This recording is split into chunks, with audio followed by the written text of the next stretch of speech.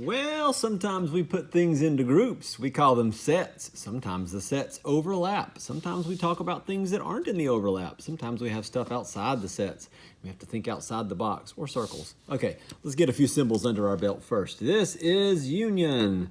That's when a bunch of workers get together and they won't, never mind, that's different. In this particular case, we're going to list them all. Basically, it's a union, meaning we're going to put everything together. So list them all. Who's them? You'll find out. Technically, we're going to list all the elements in a set. You'll know what I mean.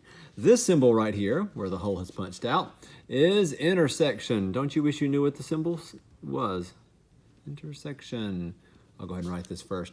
We're going to list what they have in common, what the sets have in common. All right, and the symbol itself actually is an upside down U, so it's this. And then we have this next one, which is the empty set. And it means nothing is in the set, so it's empty. It's a list of things, but there's nothing. Nothing is in the set. And then the last one, this is actually an apostrophe. It looks like a comma, but it's a comma that's floating in midair. That's what an apostrophe is. It is the complement, C-O-M-P-L-E, sorry, M-E-N-T. And that is when we list what is not in the set. Complement within this context and with this spelling means what would complete it. They're like a complementary angle makes an angle, is the angle necessary to add to it to make 90 degrees. It's what would complete it. It's another math term. So a complement would kind of complete the set. So here goes. Let's actually just start by building the Venn diagram, and then we'll answer the questions. The universal set is 1, 2, 3, 4, 5, 6, 7, 8, 9, and that's going to be all the stuff around here. Sometimes you'll see U equals, and I don't do that very much because then it starts looking like union, and we have too many U's on the page, and it's just going to get crazy, so let's not do that. But we're going to have P, and we're also going to have D. So we'll put P here. We're going to have D here. I actually meant for these to be different letters, but they are not, and that's okay.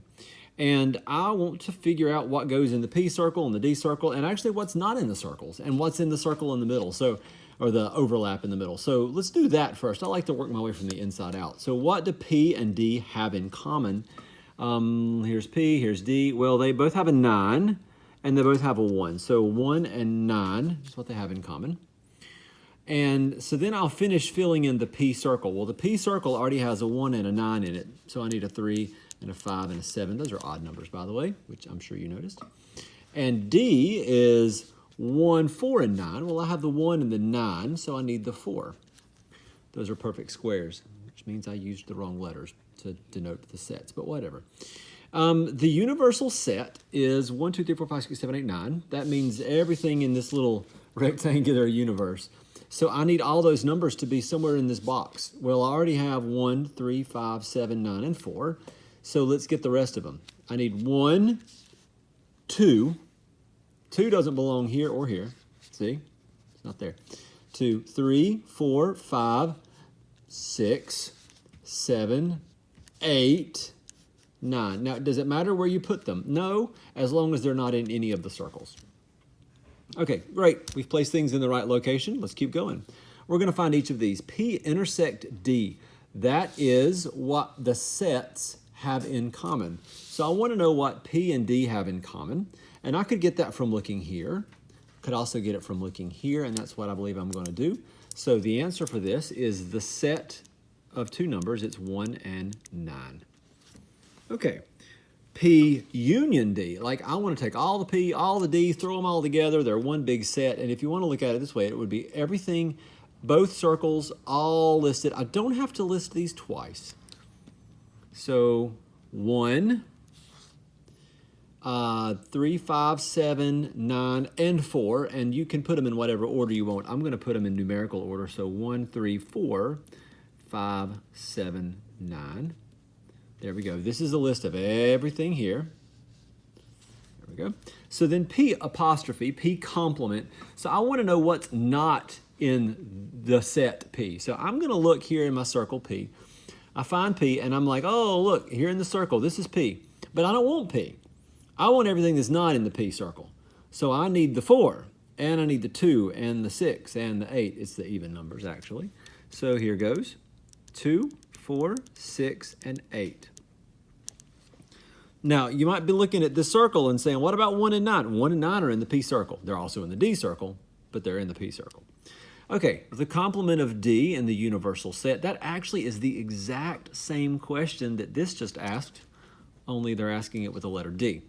So basically, tell me what's not in the D circle, and the stuff that's not in the D circle. Well, first I'll look in the D circle and I say, well, whatever my answer is, it better not include 1, 4, and 9, right? So it's going to be everything but 1, 4, 9. So it's 3, 5, 7, 2, 6, 8. Let's put them in numerical order. 2, 3, 5, 6, 7, 8. There we go. All right, now things get tricky. So I'm going to read these by figuring out what this is first and then doing the opposite of it. Okay, so P intersect D. We already did that one, actually. It was up here. It was 1 and 9. So P intersect D is 1, 9. That's great, but I want not that. I don't want 1 and 9. I want everything but 1 and 9, because that's what this apostrophe means. So P intersect D is here, but I want 3, 5, 7, 2, 6, 8, and 4. And let's put them in numerical order. So 2, 3, 4, 5, 6, 7, 8, not 9. Okay, P union D. P union D would be everything in both of these circles.